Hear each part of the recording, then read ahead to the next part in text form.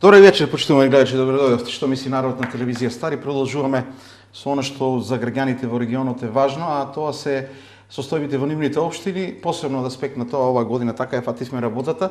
Градоначалниците ги имавме на почетокот на мандатот, но и сега околу 100 дена, 3 месеци откако ја презедоа функцијата. И знаете дека говоревме и веднаш по изборот на градоначалниците во регионот, единствената дама меѓу нив ни беше гостника и вечерва е заедно со нас македонска каменица и градоначалничката Сонја Стаменкова, која што во својата програма имаше што им ветува на каменичани.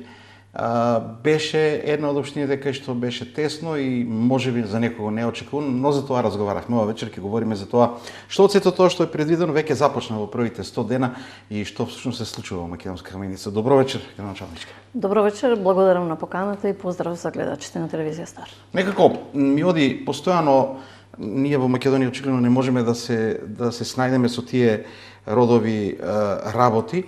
Јас упорно велам градоначалничка, си велам можеби подобро е така, некој велат градоначалник. Како ви се обраќаат, градоначалнички или градоначалник? Како кој? Да, како кој, меѓутоа веќе почесто се спомнува таа родова сензитивност, па луѓето повеќе се обраќаат со градоначалничка, особено граѓаните градоначалничка, додека во некои формални комуникации градоначалник, меѓутоа мене побаво ми е кога ме викаат градоначалничка. Побаво доаѓа, така, да. Побаво се чувствувам, да. Но ајде, јас и сакам на почеток, бидејќи така започна во комуникацијата, бидејќи сите тие средби уште е машки свет, функционерскиот свет во држава, и на градоначалници, и на министри, во глобала најчесто. Како се чувствувате во тој свет, бидејќи имате состаноци, комуницирате, независно од која партија се, како се чувствувате во тој свет? Дали посебно треба една жена да се подготвува за да се однесува во едно такво друштво, да се снаоѓа? Не знам, еве сега... Сепак е малку секако, поинаква ситуација. Така е, да. Немате кој друг со вас да Па се буни. сега веќе ни со ова повеќегодишно искуство можам да кажам дека да, добро се снаоѓам, добро се чувствувам, не се чувствувам поразлично, меѓутоа само знам, тоа обичавам да го кажам дека мене ме прашуваат како се чувствувате како жена градоначалник. Не знам, никогаш не сум била маж градоначалник. Значи се чувствувам одлично во сопствената кожа, се снаоѓам, убаво се чувствувам, добро сум прифатена, не гледам некоја посебност или зошто би се чувствувала поразлично или можеби да не сум со колегите. Токму така треба да се гледа на работите за да ги правиме онака како што треба. Не треба да се бара некоја разлика, но што ме таква ситуацијата, што толку малку има на позиција, очигледно дека уште ќе прашуваме и уште ќе треба да се размислува. Па да, ја велам дека тоа е до нас. Па да, се е... До нас жените, најверојатно, затоа што кога веќе гледам дека добро сме прифатени, дека и средината, ако веќе граѓаните дале доверба на жена, значи тие веројатно не се прашувале дали е маж или жена, или туку едноставно дали е тоа човекот кој што или жената која што ќе ја води општината, и не знам дали е до граѓаните или до нас, и сепак ќе речем до нас жените. И сосема случајно, ненамерно ми отиде мисията таму кај што доаѓа, 8 март доаѓа. Планирате ли нешто за 8 март и во општината? Верувам дека ќе учествувате на маршот кој што имате секоја година во СДСМ, ми се чини. Да, сега во недела на Богдан. И што планирате за 8 март? Како ќе опоминете? Еве покрај тоа што споменавме на маршот, не знам, од секогаш кога се потенцира еден ден, денот на жената се повторува, значи се уште според мене е кога нешто многу го потенцираме, значи се уште ни фали рамноправноста, се уште ни фали жената да биде еднакво третирана, еднакво платена, еднакво ценета, додека ако сето тоа станува помалку како тема и ден кој што се наметнува како еден ден во годината, ден во кој што се бориме и се бориме за рамноправноста, или дека е ден кој што е посветен на жената, за мене се уште дискутабилна рамноправност. И со самото тоа добро кажавте, очигледно дека уште има работа, да се работи и да се бориме за правата, па да имаме повеќе градоначалнички, повеќе министерки, повеќе на функција. Добро, ќе имате можност да го прославите денот сигурно и во самата општина, но како стоите во овие 100 дена со она што го планиравте, дали се задоволни од она? И можеби, бидејќи тогаш беше само што стапивте на функција, во меѓувреме веројатно имате и нови информации за состојбите во општината. Па да. Интересно е 100 дена, што се очекува во 100 дена. Во 100 дена според мене се 100 дена на работа, скенирање на состојбите, финансиска стабилизација, правни рамки, значи поставување на основата. Според мене здрава основа е понатаму градење на здрава, развој на здрава општина, затоа што ако се здрави темелите, здрава и куќата. Кога стапив на функција, заради моето претходно искуство, веќе законската регулатива, законските рамки, сето она како процес што се случува во општината ми е познато и тоа е една огромна предност, што за овие 100 дена си едноставно, склопувајќи го искуството и новонастанатата ситуација и затечената ситуација, многу помогна буквално да се стави се во законски рамки. Зошто зборувам законски рамки? Некој ќе рече дали било работено незаконито, па вие постојано велите законски рамки, стабилизација на општината. Не напаѓам претходната власт, но не се ни жалам на состојбите кои што се затечени, меѓутоа одредени ситуации изискуваа посебено внимание и вклопување во законска рамка, затоа што проекти кои што беа започнати, односно не беа започнати, но беа склучени договори, беа склучени во многу неразумно кратки рокови. Не можете вие да асфалтирате патишта и да ги завршите 10 километри локални патишта во зимски период, да финиширате во јануари и декември, и сега ние да се пофалиме асфалтиравме патишта, го вклопивме тоа во законски рамки, благодарение на одличната комуникација која што ја воспоставивме со представник на владата, кој што е контакт со општините и вториот повик од унгарскиот кредит, и изведувачот. Сето тоа го сведовме во законски рамки, се вклопивме во буџетскиот календар и можам да кажам дека задоволна сум од 100 дена од правен аспект и од стабилизација на општината, а ни престои понатаму уште многу пати по 100 дена за да покажеме дека здравата основа е тоа што и треба на општината. Имаше ли можности во овие 3 месеци, да ги речеме, за нешто од она што го планирате да започнете? Па видете, уште со стапување на функцијата градоначалничка, започнавме со меките мерки. Зошто е најлесно да почнете со меките мерки? Затоа што тоа се главно од социјален аспект, ги знае потребите на граѓаните. Веќе буџетот е донесен, како што знаете, на најтранспарентен начин, со форуми на заедниците, со сите засегнати страни, кои што ни дадоа добра основа за понатамошен економски развој. И веќе кога ги знаеме потребите, почнуваме со меки мерки. Зошто меки мерки? Најлесно е да ги промените правилниците, да ги зголемите средствата кои што се предвидени за социјални трансфери кон граѓаните, затоа што тоа не е работа за која треба да распишете набавка, која што треба однапред да ја планирате, за која што ви треба месеци пол. Не треба 2-3 месеци. Не ви треба 3 месеци ви да се воведете во работа. Да, иако како што реков, да, имаше подпишано 5 договори со кои што ако беа така како што беа, ќе почнеме со реализација, меѓутоа имајќи во предвид дека се неповолни и беа неповолни и временските услови во зима, така да тој период ни дојде како подготвителен за сега да започне градежната сезона. Започнавме, како што реков, со тие меки мерки. Најпрви го зголемивме додатокот за новороденче, затоа што знаете дека демографската политика е една од најважните на која што треба да обрнеме внимание. Иако и покрај сите мерки кои што ги преземаме, за препастувачки беше фактот дека 70 ученици не достигаат за овие 4 години во кои што јас направив пауза. Го зголемивме додатокот за новороденче и за секој првородено дете од 20 на 30.000 денари, за секој наредно дете во годината од 10 на 15.000 и за прв пат воведовме стимулација за повеќе детни семејства за секој трето, четврто и наредно дете во семејството плюс 50.000 денари. Ги зголемивме социјалните дотации кон оние кои што имаат минимални пензии и оние кои што се хронични болни. Сега пред некој ден веќе ги подпишавме и договорите со учениците, каде што доделивме 20 стипендии во вредност од по 30.000 денари, тоа се стипендии за талентирани ученици.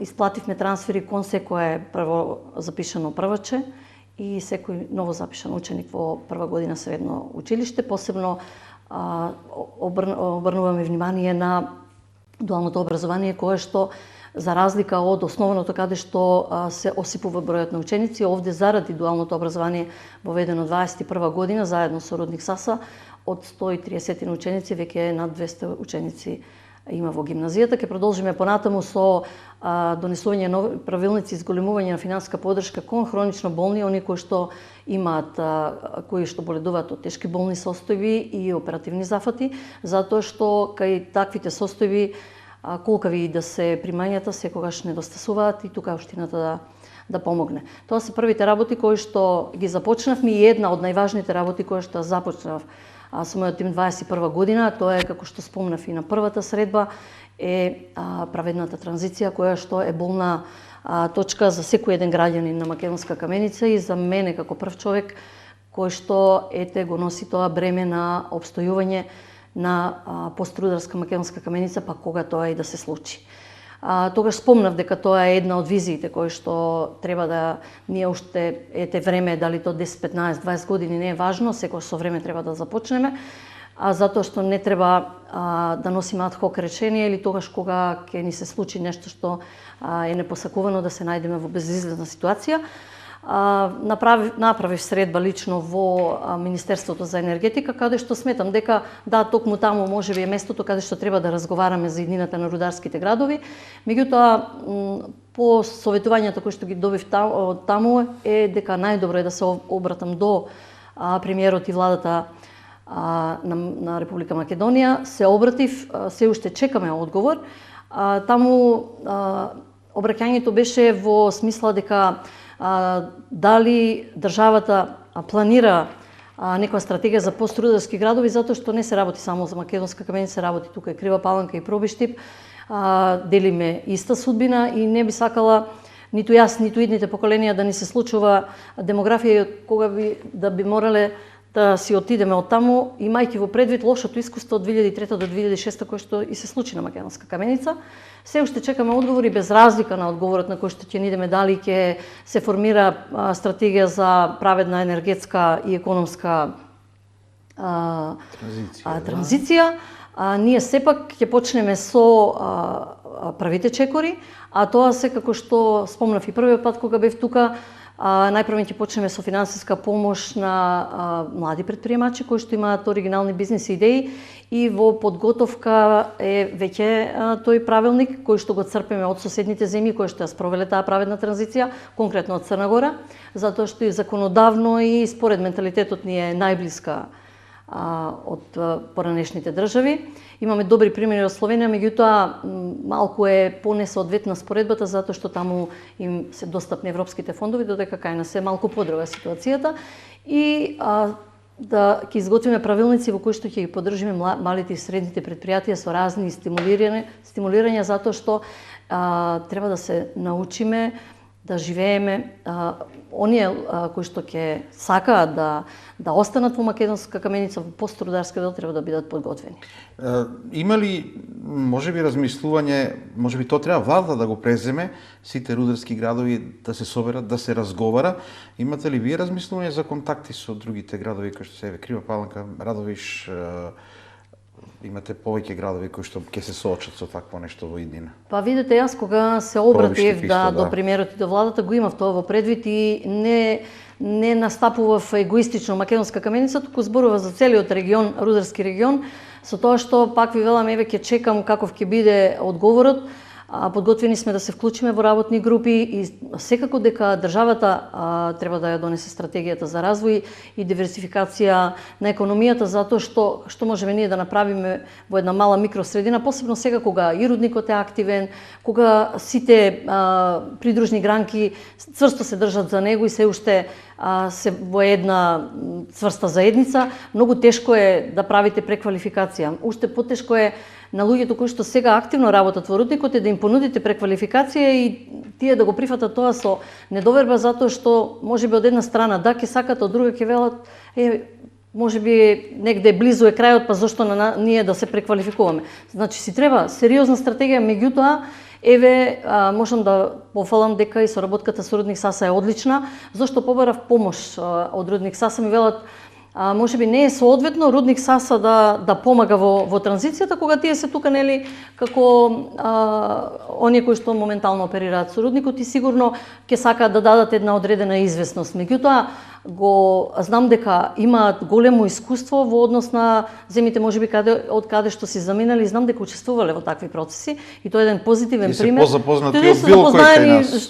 Така, да. Минале такви процеси, претпоставувам, затоа дошле кај нас. И сега нивното искуство на нас ни е само добре дојдено и заеднички.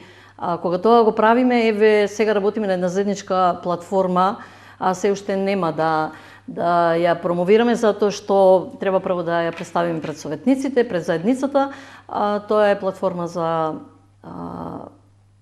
промоција на македонска каменица, затоа што реално тоа и ни недостига. Имаме преубави места кои што може да се посетат, ако веќе бараме алтернатива, една од алтернативите секако и туризмот. Не сме земјоделски крај, меѓутоа во однос на другите општини околу нас имаме доста необработени земјоделски површини. Можеме да ги стимулираме младите на било кој начин и од физибилити студиите кои што е направена од 21 до 23 година со Prime Point, главно и тие две гранки се како некоја алтернатива која што би била за развој надвор од рудникот покрај развојот и на малите и средни предпријатија. Во меѓувреме треба да се функционира и сега. Гито ќе говориме и би сакала да проговориме, да потсетиме на тоа што беше во вашите планови, кои проекти се започнати, кои што се работи. Пред тоа тој загрижувачки момент да го прокоментираме на 70 помалку деца. Како гледате на тоа? Анализиравте ли, размислувате ли како дошло до тој пат? Од како беше од 400 и нешто на Па 406 ученици, некаде на 429 сега беше последната.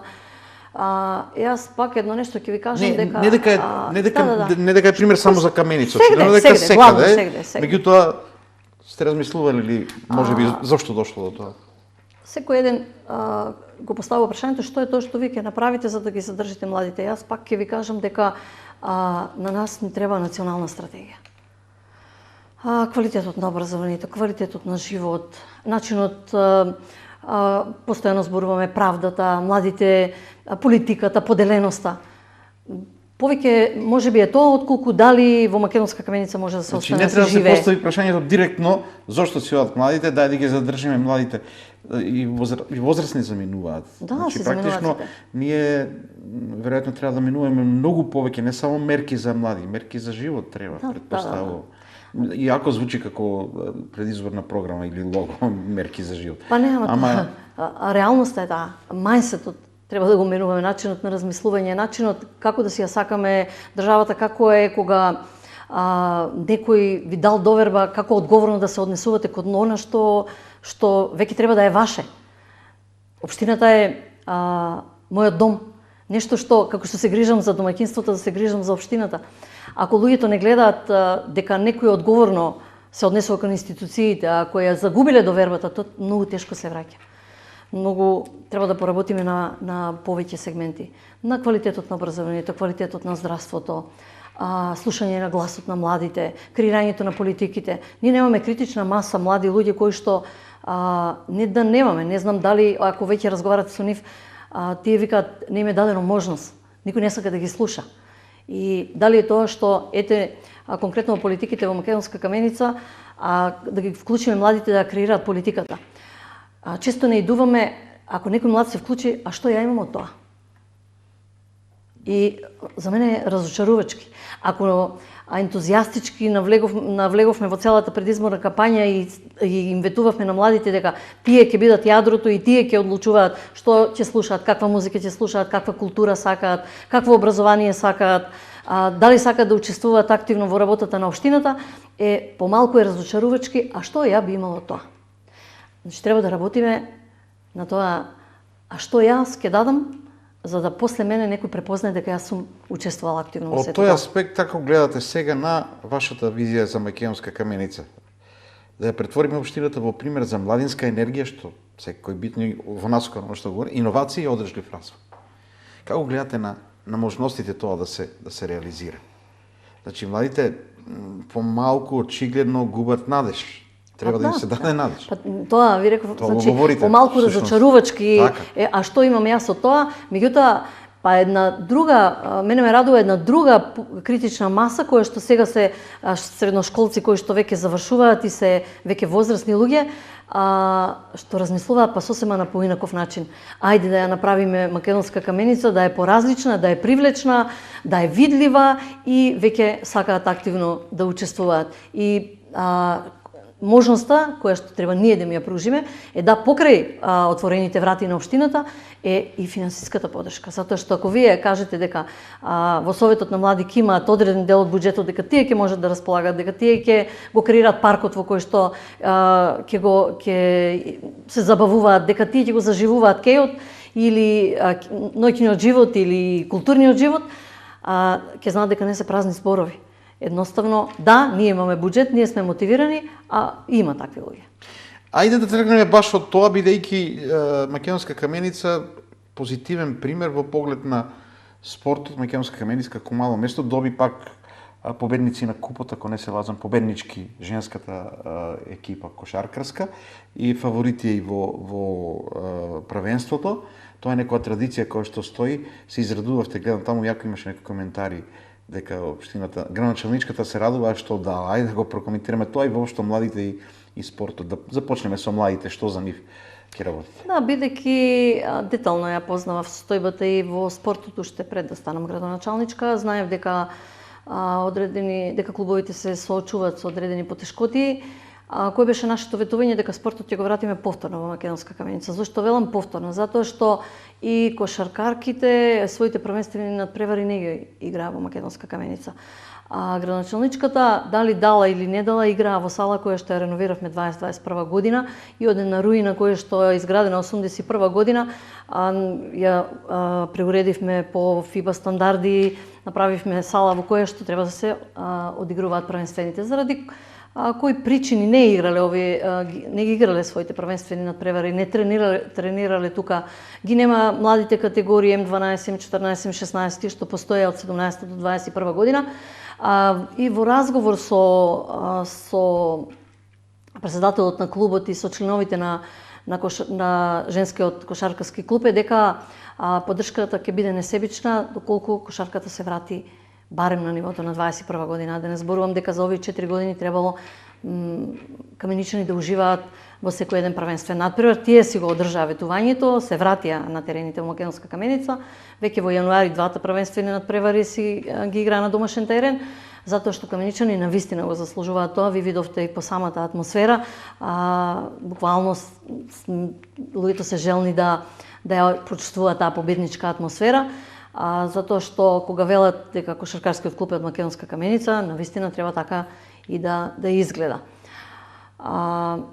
Женскиот фудбалски клуб исто така беше шампион. Тие се уште добро се држат, имаат доста млади категории. Се надевам дека и оваа година ќе бидат шампиони, додека фудбалскиот клуб Каменица Саса со долга традиција, со него сме врсници, е формиран 68 година, со долга препознатлива традиција. Оваа година го затекнавме со многу лоша финансиска ситуација, од кои причини се уште не знам, едноставно се запознавме со целата ситуација, која ни е заложбата е заеднички со претседателот и стручниот штаб на фудбалскиот клуб. Седнавме, направивме стратегија заедничка во која што општината ќе даде стабилна и солидна финансиска поддршка. Меѓутоа, планот кој што го направивме за консолидирање и на редовите во фудбалскиот клуб и на враќање на поголем дел од домашните каменички играчи кои што се наоѓа по другите клубови, кои што се знатно поевтини, заради тоа што тоа е неопходност да застане клубот на здрави нозе, а каменичките деца секако се мотивирани да дадат се од себе за да клубот го одржат во втора лига и бидат некаде високо на табелата, како што ги оставивме во 21 година на второ место во втората формација. Тука некаде се барем од тој аспект имаат шанси за разлика од некои други екипи од регионот, но некој ќе рече и одведов во правец на спортот, ама со право затоа што едно мало место има толку многу успеси на спортски план и тоа не е небитно и било кој да е градоначелник треба да го поддржува и треба да го одржува тоа ниво. Но да одиме и на друга да не речат гледачите дека одведов таму да речат. Добро, јас сакам уште да спомнам. Да, не сакам да се најдат запоставени. Да. Јас со гордост кажувам дека 2018 година започна да работи шаховскиот клуб Каменица Саса. Имавме долга шаховска традиција, па долги години застој и од 2018 година сега веќе имаат младински категории, се надпреваруваа во втора лига, додуше испаднале оваа година, ама сепак добија исто и тие финансиска поддршка солидна на која што ќе можат да работат на зајакнување на капацитетите и во мојот прв мандат започна да работи и се формираше пинг-понгарскиот клуб, тие се надпреваруваат во втора лига. Сега има иницијатива за формирање на ракометен клуб и на тенис клуб и секоја една таква иницијатива несебично ќе биде поддржана. Јас не сум спортист, во животот сум играла рекреативно кошарка, меѓутоа го сакам спортот, ги сакам младите, ја сакам Македонска Каменица. Очигледно дека младите имаат, што има интерес од младите, тоа е добро, на младите тоа им е потребно и затоа тоа во тие мерки. Но додиме да не речат гледачите, како што веќе реков, новинарот ја одведе само за спорт, капиталните проекти, гледам дека во програмата имавте предвидено, започнавте ли со некои од капиталните проекти и што е, каква е ситуацијата таму? Видите, Македонска Каменица е една доста средена општина, каде што во јадрото инфраструктурните проблеми се речиси и решени. Таму треба само одредени финеси кои што би го подобриле квалитетот на граѓаните. Јас секогаш ја користам приликата да кажам дека Македонска Каменица е доста чисто градче заради тоа што постои култура.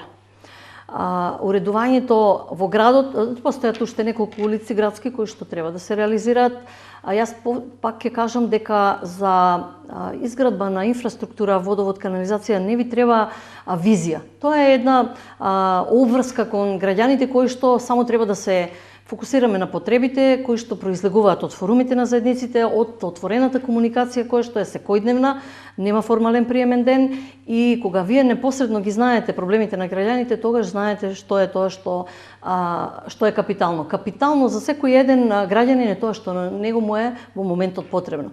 Се планира изградба на административна зграда затоа што во моментот администрацијата е сместена во објект кој што е многу стар, кој што е енергетски неефикасен, има доста загуби, се планира изградба на нова административна зграда. Ветувавме изградба на дом за стари лица и сите викаат, ајде доста со тие домови, дајте нешто за младите. Сега во темите за праведна транзиција размислуваме, веќе се носи урбанистички план во село Луковица. Тоа е едно село кое што е близу Рамничарско и е во близина на Македонска Каменица. Има преубави локации кои што може да ни искористат за изградба на капацитети за развој на здравствен туризам. Тоа како идеја дојде преубаво, веќе почнавме интензивно да размислуваме на темата дека да, Македонска Каменица би била одлична за развој на здравствен туризам, затоа што за разлика, да, потребни се домови за стари лица, таква ни е демографската карта, но на тие стари лица, но и на помладите им треба да излезат од секојдневието, од гужвите и да отидат негде како што е нашата природа. Сега, еве, пред 2 дена ја подпишав иницијативата за распишување на набавка за детски игралишта. Тоа е нешто што исто така излезе како потреба на граѓаните. Во тек набрзо ќе следи реализација на една градска улица која што веќе долго години е ветувана. За жал, заради судски спорови една улица се уште стои, таа е уште од првиот унгарски кредит, меѓутоа кога ќе биде известно ќе продолжиме понатаму. Главно се фокусираме на селата. Подобрување на инфраструктурата на селата, затоа што луѓето, сите кои што живеат во Македонска Каменица, сите потекнуваат од околните села и главно барањето се на развој на инфраструктурата. Ама имате карактеристични села сепак кои што се од разбиенти во најголем дел и тоа е карактеристично и за решавање. Специфични се и потребите. Па да. Реално. Така, да. Ако помислите дека ние имаме едно мало на Овариче, едно мало на една куќа таму, една вамо, е скоро речиси невозможно да се организира водовод, целосно се опфати, канализација. Ајде, водовод и канализација, не знам, решавање. Патишта, Меѓутоа, во некој суров свет, некој би рекол не е исплатливо економски да се прави, а тука нема исплатливост или неисплатливост, нели? Многу луѓето треба да им се решат проблеми. Многу чувствително е кога вие ќе кажете, еве сега, најверојатно е следите ситуацијата по сите општини. Имаше сега покрај поројните дождови во село Цера, доста се критикуваше, таму има еден локален пат кој што е некаде околу 2-3 километри. Имаше објавување на фотографија. Да, имаше објавувања, да. Иако сум во комуникација, нели, ги знам луѓето таму, за таму има изготвена проектна документација. А таму ќе водинат најмногу, вие сте по потокло таму. Да, јас сум од таму. Да, и сега проектот чини 42 милиони денари. Тие 2,5 километри се. Така. 42 милиони денари и можете често да слушнете една зграда, можете на сите да им купите. Да, ама луѓето поттекнуваат од таму, имаат право да имаат добра инфраструктура. Ако тој е одбрал да живее таму, тој е негов избор. Можете вие да му кажете па не седете таму. И да, меѓутоа заради специфичноста, заради чинењето, да, ние сме должни да ја подобриме инфраструктурата и секако ќе пристапиме кон решавање на тој проблем. Малку се тие патни правци кои што се така специфични заради специфичноста на теренот. Ако правилно го одводниме патот, ако го истампонираме, ако добро се средат канавки кои што се од страна и го заштитиме патот, ќе го користат како таков. Не можеме да кажеме дека ние никогаш нема да го реализираме, меѓутоа во догледно време, еве, заради баш таа специфичност се уште и не е решен на таков начин како што бараат граѓаните. Што се однесува до нешто друго што имате во програмата, решавање сигурност и континуирано водоснабдување, инвестиции во водоснабдувањето. Дали таму се тргнаа работите, бидејќи имате модернизација на водоводните системи, изградба на нови резервоари, каква е таму состојбата, дали се работи веќе? Главно треба да работиме на подобрување на водоснабдувањето во селата, затоа што голем дел од зафатите се направени некогаш уште од воспоставувањето на уште одамна, можеби и пред Македонска каменица да биде општина, да се подобри зафатите, резервоарите, тоа се работи за буквално скоро речиси за сите села. За Моштица има изработено проект кој што чини некаде околу милион евра, меѓутоа можам да кажам дека го одвоивме на две фази уште 21 година. И проектот се уште се наоѓа во Министерство за животна средина, каде што се бара одобрување за сваќање на води. Предолго траат тие постапки, ги обесхрабруваат и градоначалниците и населението, и веќе губат верба дека нешто може така да се случува институционално.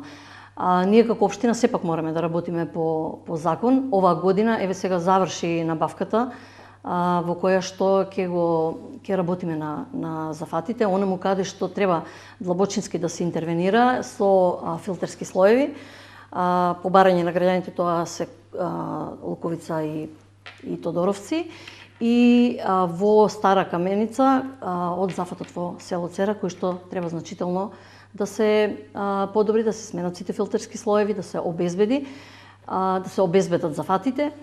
Во претходниот градоначалник има реализирано еден проект за прочистителна филтер станица, која што не е во функција од одредени причини, и го лоциравме проблемот и ќе работиме на да ја ставиме во функција, затоа што не се работи толку за количината на вода која што го снабдува Стара Каменица и дел од Дулица, туку квалитетот на водата која што заради специфичниот состав на земјиштето од каде што доаѓа има некоја обоеност и со филтер станицата ќе се реши тој проблем. Така да околу нови зафати е токму тоа, нели, што го планираме. Количини на вода има доволно. ние имаме некаде можеби околу 1.000.000 литри, а се наплатуваат само 200.000 Имате литри. загуби, значи. Да, има загуби и што е тоа што ќе го превземеме е веќе Скада систем ќе ќе го иницираме, введувате? ќе иницираме состанок со позната фирма која што работи токму на проблемот на пронаоѓање на загубите на вода. Ако ги решиме загубите на вода, ние нема да имаме недостаток на вода.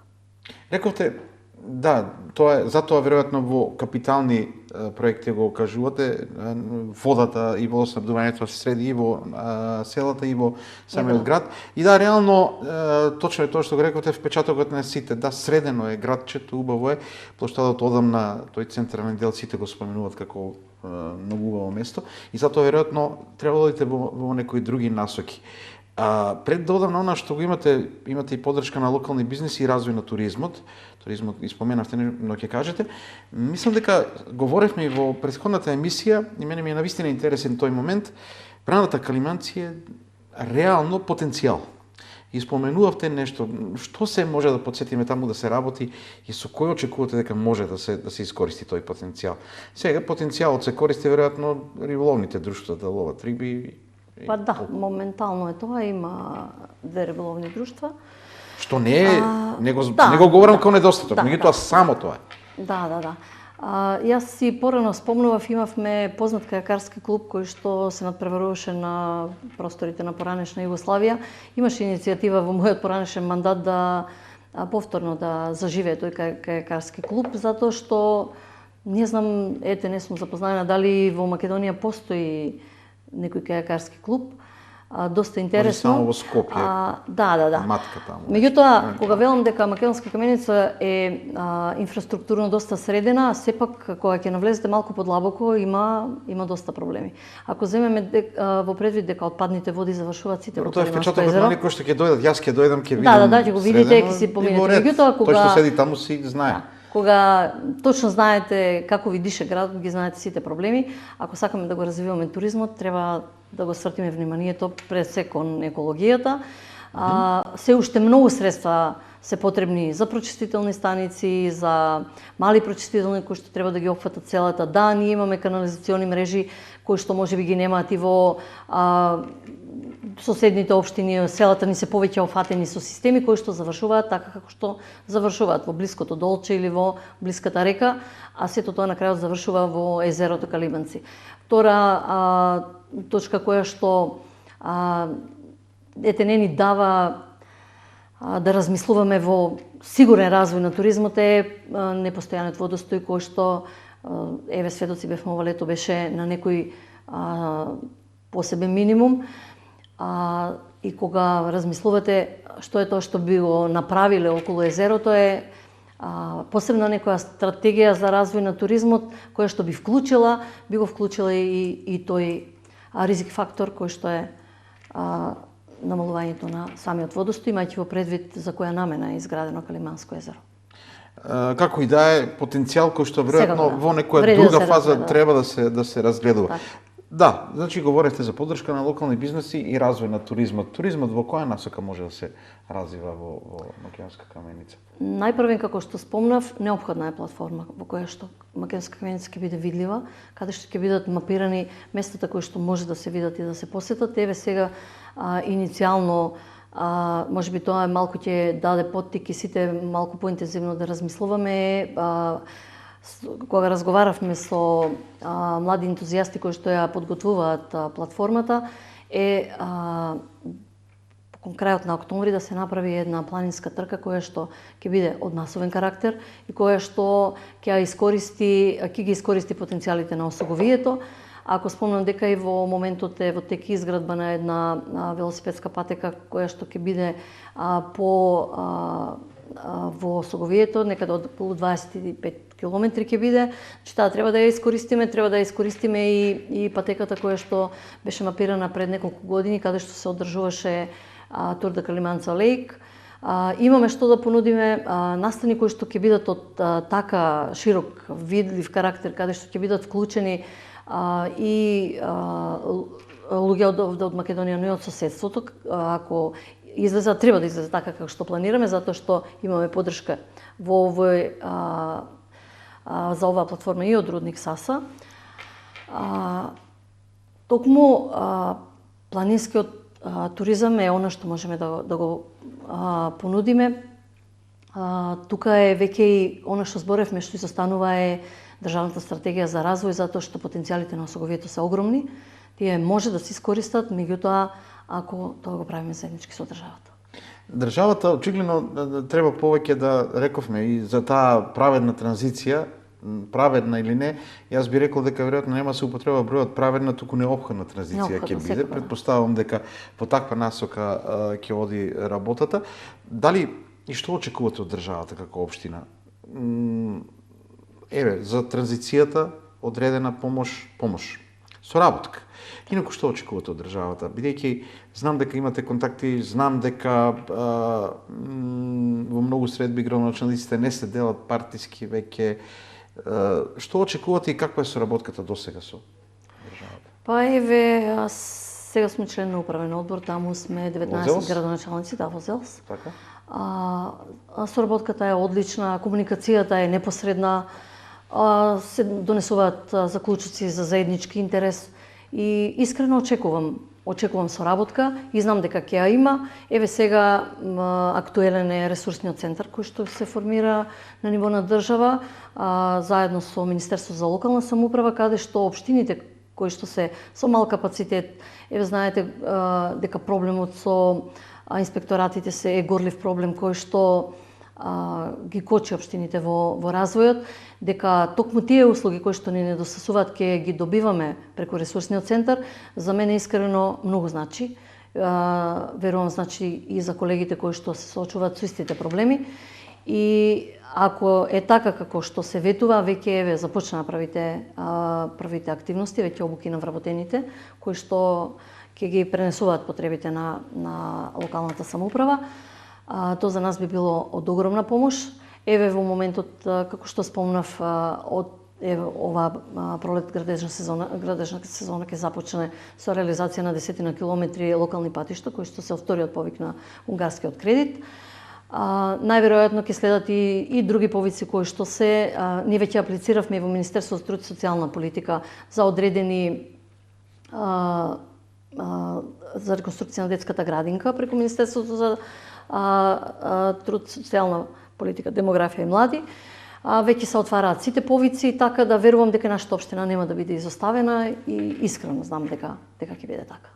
Во целата ситуација имате најава и за нова административна зграда, тоа е нешто што веројатно за општината што ќе значи во иднина, но во меѓувреме додека сте во ваква ситуација како што сте, што се направи, променивте ли нешто, направивте ли нешто за полесен пристап на граѓаните до услугите, поедноставно да дојдат во општината, да биде сето целиот тој процес поедноставен, бидејќи знаеме како ќе тргнат поврати граѓаните да бараат одредени услуги. Имате ли некоја промена таму за можеби електронски да имаат пристап и слично? Да, граѓаните имаат можност електронски да пристапат кон услугите, ама верувајте дека можеби ќе треба години да поминат. Уште повеќе сакат да си дојдат на врата, да си сакаат да дојдат на врата, што е тоа што ви реков, немаме формален приемен ден. Така. Ја отворивме општината, секојдневно, дури често знаат да кажат дел од вработените градоначалнички, многу време губите со луѓето, ограничите го времето, не. Значи, луѓето, ако дошле на врата, ако сакаат да ве видат, тие знаат дека вработените кои што се таму и кои што се одговорни за нивните проблеми ќе ги сработат работите, ма едноставно сакаат да се сретнат, сакаат тоа да го слушнат од прва рака и се уште се премногу навикнати. Тоа е карактеристика на помалите условно речено средини, па не е толку лошо на крај. Па верувајте дека кога сте отворени, кога имате таа секојдневна комуникација, вие ги чувствувате граѓаните блиску до себе. И ти исто така до вас, кога можат да си го кажат проблемот, ако решението е брзо и лесно и едноставно достапно, да, тие го добиваат што е можно поскоро, додека за се друго можете да поразговарате и за известноста за решавање на нивните проблеми. Како и да е, понекогаш само сакаат да бидат изслушани, затоа што реално знаат дека или тоа не е можно, или не е во ингеренција на општината, или зависи од други фактори, едноставно луѓето сакаат да влезат и да прашаат. Ако се свртите наназад, новија 100 дена наназад, што е тоа што сакавте, а не го започнавте, евентуално заради одредени пречки? Што е тоа што можеби очекувавте побрзо да го започнете, а не започнало? Евентуално. Па реално знаев дека веќе бидејќи ја следев работата и претходно на општината, знаев дека одредени договори се подпишани и еве сметавме дека непречено ќе започнеме веднаш. Меѓутоа таа е состојбата која што ја затекнавме и јас еве задоволна сум од тие 100 дена затоа што сепак успеавме правно да ги разрешиме проблемите и за да имаме чиста ситуација за работа на пролет. Инаку многу побрзо сакав да започнеме со едно ветување кое што го дадов во програмата уште 17-21 година, а тоа е граѓаните од Македонска каменица, оние кои што живеат во старите стамбени згради, бараа заеднички со Хабитат, сега веќе сме во контакти, да започнеме со енергетска ефикасност на колективните објекти, каде што тие видовиле фасади, вклучително покриви, подруми. Зградите се стари, постари се можеби од 60 на години, луѓето живеат таму, сакаат нешто ново. Енергетската ефикасност е нешто што е популарно, меѓутоа и нешто што е доста корисно и кое што знатно ќе влијае на буџетот на секоја заедница. Тоа сакавме да го започнеме малку побрзо, меѓутоа имајќи во предвид дека нови буџети, нова година, обврски на Хабитат, еве конкретно да не дојдат како прозвани, меѓутоа да треба утре да се видиме заради ситуацијата која што сега се промени, ќе се видиме за некој ден сигурно. И тоа сакав побрзо да биде, се надевам дека во текот на оваа година ќе ги почнеме правите чекори. Што е она што може да го очекуваат граѓаните во март, април, пролетта, како работи кои што ќе бидат видливи и кои што ќе ги започнете со реализација? Најпрвен ќе започне постапката за изградба на детски игралишта. Тоа е барање се работи за поголеми детски игралишта во градското јадро. Ќе започнеме со асфалтирање. Овие денови планираме да распишеме набавката за една улица која што е делумно завршена. Таму треба да се заврши последната фаза на одводнување, атмосферска канализација. Село Моштица ќе продолжиме со канализационата мрежа која што треба да биде доведена до колекторот во Македонска каменица, меѓутоа тоа ќе биде предпоследна фаза. Ќе започнеме сега најбрзо што ќе започнеме со пешачка патека која што ќе биде од Македонска каменица до првите маала во Моштица. Тоа е еден доста така експлоатиран дел од патот, меѓутоа е опасно за движење затоа што се движат по коловозот. Ќе се уредува голем дел и од градските гробишта. Приоритети кои што беа утврдени на форумите. Ќе се работи по селските средини на санација, како што реков, на водоводните мрежи и на зафатите за вода. Тоа е нешто што ќе започнеме сега веќе уште во март да го работиме. И на крај, секое рударско место, секое место кое што има рудник, како своевиден предизвик секогаш е животната средина. Споменавте неколку пати, што овде планирате и колку е сето тоа можно, колку очекувате да имате соработка со рудниците САСА за заштита на животната средина. Споменавте отпадните води, секако дека е многу важно. Генерално на тој план, колку може успешно да се работи во Македонска каменица?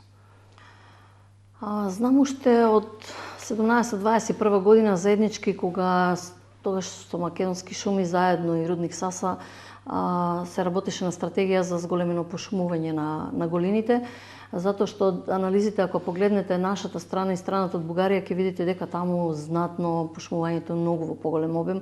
Ние еве сега извршивме пред некој ден, имавме заедничка акција со пчеларите баш на Свети Харалампие, каде што се посадија 500 нови садници од багрем. Тоа е во близина на рудник САСА, онаму каде што се рекултивира јаловиштата. Засадувањето зголемувањето на зелените површини. Еве, како што реков, ќе работиме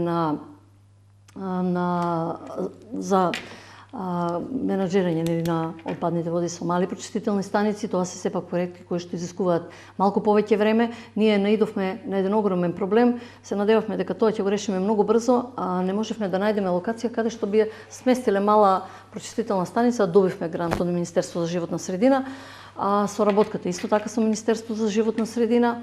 А пред неколку години целосно го заменивме осветлувањето, каде што знатно се намали емисијата на штетни гасови.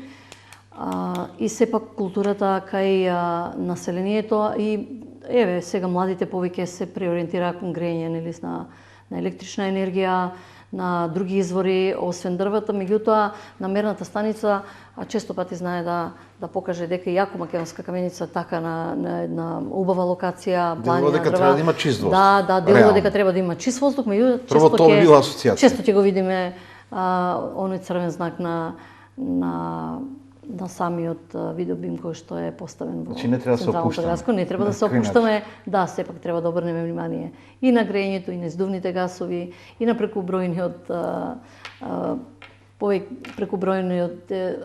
автомобили кои што се движат затоа што веќе престанавме да се движиме пеш, се негде брзаме се. Современите модерните времења носат ризици секако. Тоа е за жал така. Од кого најмногу очекувате соработка, помош во сето ова да се реализира? Бидејќи еден човек, па и само советници, не може еден човек да го сработи се. Од кого очекувате вие соработка за да стане Македонска каменица тоа што сакате? Најмногу од кого се надевате? Да, еве како што рековме, да, институционалната поддршка ни е важна секако. Рудник Саса е тука како економски оператор кој што ги разбира нашите потреби и нашите заложби. Тука се граѓаните со своите идеи, верувајте дека и доста иновативни, интересни идеи стигаат од самите граѓани кои што често пати ќе си речете да, ја на ова не би се сетила, и тука е секако општинската администрација која што веќе ја знам низината работа, го знам капацитетот. Според последните испитувања, кога јас бев градоначалничка 21 година, беше задоволството на граѓаните беше на многу високо ниво, дури по некои мерења 84% од граѓаните рекле дека се презадоволни од работата на администрацијата. Истото можам да го потврдам. Да, мала општина е, недостига човечки потенцијал, меѓутоа со тоа што го имаме, можам да кажам дека одлично се справуваме со секојдневните проблеми, решавањето и она што како визија го имаме замислено заеднички, сепак ние сме тука како едно семејство заеднички. Граѓаните треба да бидат исто така партнери, претпоставувам, и најверојатно тие се... значи идеите токму доаѓаат од граѓаните, верувајте дека тие кога ќе бараат нешто често нудат и решение. Заломно ќе биде да правите нешто што не го бараат. Тогаш не решавате ничи проблем. Па да, потребите произлегоа од форумите, а како што ви реков и од отворената општина, затоа што секојдневно произлегуваат потреби, некогаш нешто ќе се појави што не сте го слушнале друг пат.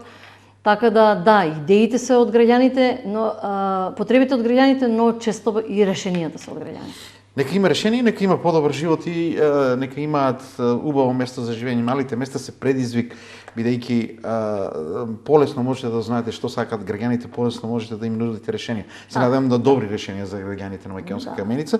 Ви благодарам за гостувањето, успех во наредните месеци, првите 100 дена. Така некако му доаѓа нели како на влада кој ќе се даде 100 дена, но ние правиме пресек нели за да видиме каде сме, од време на време се гледаме за да знаат граѓаните. Ви благодарам уште еднаш. Почитувани гледачи, тоа беше градоначалничката на Македонска каменица, Сонја Стаменкова. Слушнавте она што се работи во првите 100 дена и она што е визијата за Македонска каменица, за која што сите треба да се трудат и да се работи. Малите места навистина се привлечни за да се работи во нив, бидејќи се знаат сите луѓе и малку поинаку е да се решаваат проблемите и се разбира. Граѓаните се тие кои што на крајот бараат и нудат решение и на крајот и судат нели колку е тоа за нив добро, а колку не е, а веројатно градоначалникот, градоначалничката, советот и функционерите тука тоа да го слушаат и да работат во нивни интерес. Ние сето тоа ќе го следиме во некоја народна емисија, пак ќе разговараме. Останете со ТВ Стар, се гледаме повторно во среда.